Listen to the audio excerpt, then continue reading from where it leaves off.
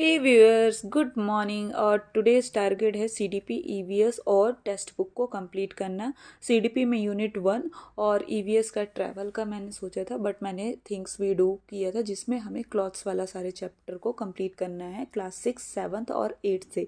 तो मैंने उसे एनसीईआरटी से 6, 7, 8 से कंप्लीट किया था। और लास्ट में टेक्स्ट बुक की बहुत सारी सीरीज़ भी मैंने लगाई थी, वो सब मैं मेंशन करूँगी आपसे। और यहाँ मेरा लंच का टाइम हो गया था स्कूल में, तो बच्चों ने बहुत सारा भर भर के दिया था। मैं लेकर के जाती हूँ, बट वे मोमोज़ वगैरह लेकर आए थे, मुझे पसंद भी है। तो उनकी मदर ने कहा था कि हम भिजवाएंगे, तो ये बच्चों ने शेयर किया था, तो मैंने छोटी सी क्लिप ली थी। और उसके बाद मेरे बैक टू बैक लेक्चर चल रहे थे। आज बहुत ज़्यादा लेक्चर था कंटिन्यू, आज बिल्कुल भी टाइम नहीं लगा, जिसमें मैं मैथमेटिक्स के ही लेक्चर्स ले रही थी। और ये सिमेट्री चल रहा था। और फिर मैं इस टाइम पे क्लासेस भी लेती हूँ, तो जो हमारे सिलेबस में है उनको बार बार रिवाइज़ करवाती हूँ बच्चों का, जिससे मेरा भी रिवाइज़ होता है। और स्टूडेंट को पढ़ाने से ना बहुत कॉन्सेप्ट क्लियर होते हैं, बिकॉज वो जब क्रॉस क्वेश्चन करते हैं ना, वो क्वेश्चन हमारे भी माइंड में नहीं आते, तो उनको एक्सप्लेन करने के चक्कर में कॉन्सेप्ट बहुत अच्छे से क्लियर हो जाता है।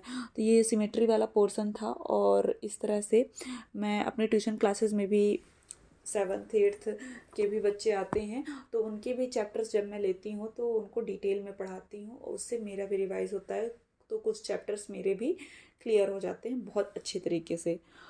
तो क्या है सिलेबस को और नंबर को, तो उसे हम कंप्लीट करेंगे।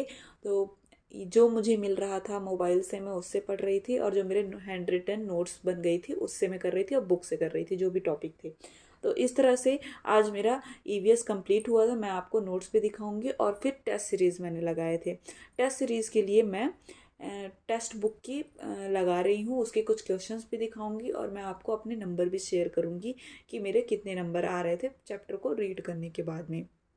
फिर और यहाँ मेरा फ्री लेक्चर था, ऑलमोस्ट 1 आवर का फ्री लेक्चर था, तो मैं यहाँ पे पढ़ने के लिए आ गई थी। पहले तो मेरा टारगेट था कि मुझे ईवीएस कंप्लीट करना था। जैसे अभी टाइम बहुत कम है, तो मैंने लास्ट वीडियो में अपनी स्ट्रेटजी भी बताई थी कि अब मैं सिर्फ हाईलाइटेड पॉइंट्स को पढ़ूंगी और एनसीईआरटी के बाहर नहीं जाऊंगी। ईवीएस का आज मेरा था टारगेट कि थिंग्स वी डू मुझे कंप्लीट करना है।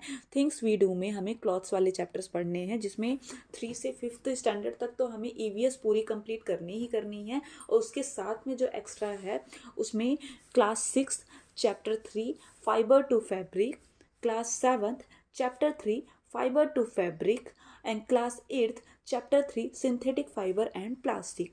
तो यहाँ मैंने इन टॉपिक्स को आज की डेट पे कंप्लीट कर लिया था। और हाँ, मेरे एनसीईआरटी पढ़ने की स्ट्रेटजी ये रहती है कि मैं क्लास 8th से स्टार्ट करती हूँ। तो क्लास 8th में वैसे ही ब्रॉड लेवल में दिया रहता है।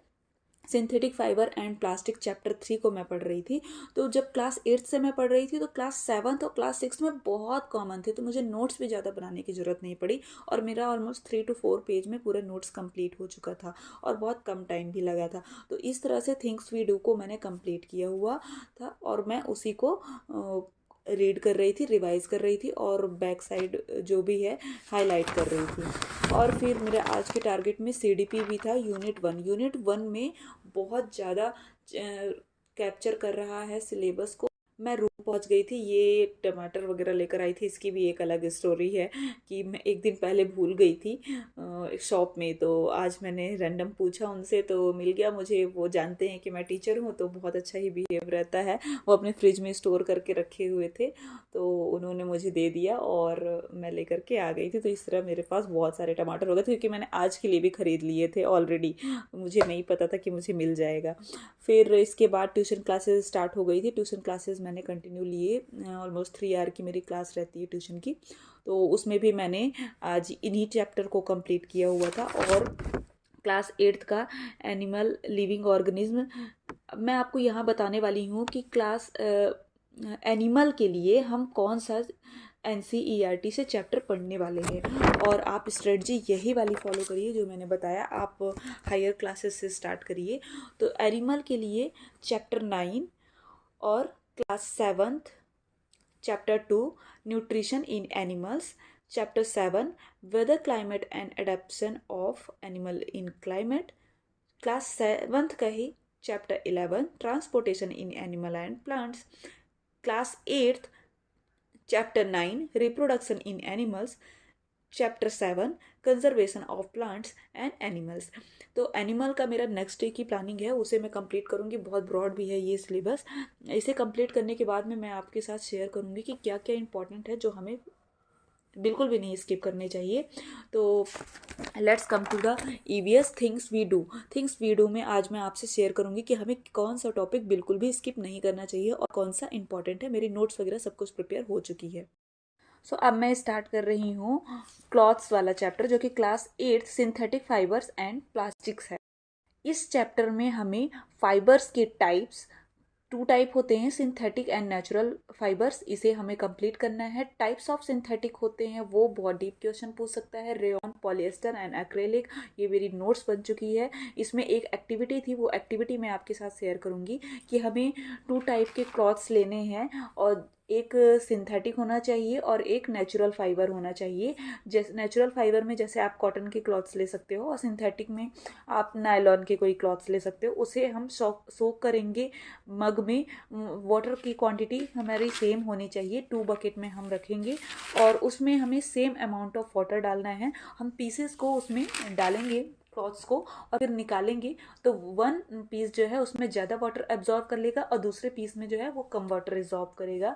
जो कम वाटर एब्जॉर्ब करेगा वो है नायलॉन का क्लॉथ और जो ज़्यादा वाटर एब्जॉर्ब कर लेगा वो है कॉटन का, क्योंकि कॉटन में पार्टिकल्स जो है बहुत दूर दूर होते हैं, गैप्स होते हैं उसमें, इसलिए कॉटन के जो कपड़े हैं वो ज़्यादा वाटर को एब्जॉर्व कर लेता है, सोख लेता है। तो इसका कंक्लूजन भी यही है कि सिंथेटिक फाइबर जो है वो कम वाटर को सोक करते हैं। Synthetic fibre soak less waters.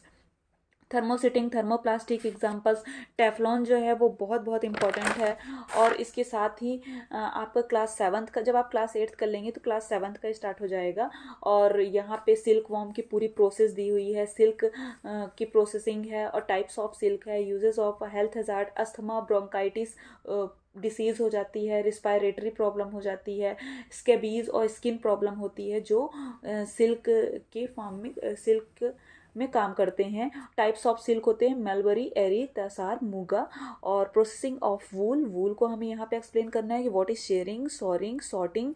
ये मैं आपको डिटेल में आपको मैं नोट्स भी अपने प्रोवाइड कर दूंगी, बट उसके लिए make sure do subscribe my channel and please like.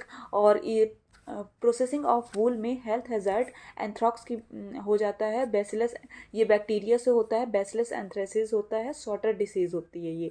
और प्रोसेस ऑफ वूल फाइबर, फिर क्लास 6 में हम शिफ्ट करेंगे। पहले हम फाइबर बनाते हैं, फिर उसके बाद हमारी प्रोसेस होती है यान की, और यान के बाद प्रोसेस होती है फिर फैब्रिक बनते हैं। तो इस तरह से क्लास 6 में दिया हुआ है jute, spinning, what is knitting, इससे सीधे सीधे क्वेश्चंस आ जाते हैं। क्योंकि मैं ट्यूशन भी पढ़ा रही हूँ तो बच्चों के मैं क्वेश्चंस देखती हूँ और मैंने टेस्ट सीरीज भी आज लगाए हुए हैं, तो सेम टू सेम इसी टाइप के क्वेश्चन बन भी रहे थे। तो यहाँ देखिए मैंने अपने टेस्ट को स्टार्ट कर दिया था और टेक्स्ट बुक में बहुत अच्छा दिया हुआ है। मैंने एनसीईआरटी से फूड वाला चैप्टर लिया हुआ था क्योंकि मेरा फूड भी कंप्लीट हो चुका है। तो यहाँ पे मैंने क्वेश्चंस लगाए और इसका एक्सप्लेनेशन मुझे बहुत अच्छा लगता है क्योंकि ये चारों क्वेश्चन को एक्सप्लेन कर देता है। तो यहाँ मैंने टेस्ट लगाए हुए थे। अब यहाँ देखिए मैं अपने नंबर शो कर रही हूँ, मेरे 12 हैं आउट ऑफ 15 और इतने बुरे भी नहीं हैं। 1-2 क्वेश्चन मेरे 3 क्वेश्चन मेरे रॉन्ग हुए थे, जिसमें से ये देखिए एक्सप्लेनेशन मैं आपको दिखा रही हूँ। बहुत ही बेहतरीन मुझे इसका लगता है। तो को एडिशनल इन्फॉर्मेशन भी इसमें मिल जाती है, मतलब आप एक क्वेश्चन लगाएंगे आपको 4 क्वेश्चन के आंसर्स मिल जाएंगे, एडिशनल क्वेश्चन। तो that's it for today's guys. PDF के लिए please join my Telegram channel and don't forget to like, share and subscribe. Bye bye, keep learning, keep motivated. आज मुश्किल है कल थोड़ा बेहतर होगा, बस उम्मीद मत छोड़ना, भविष्य ज़रूर बेहतरीन होगा। सो बाय बाय एवरीवन।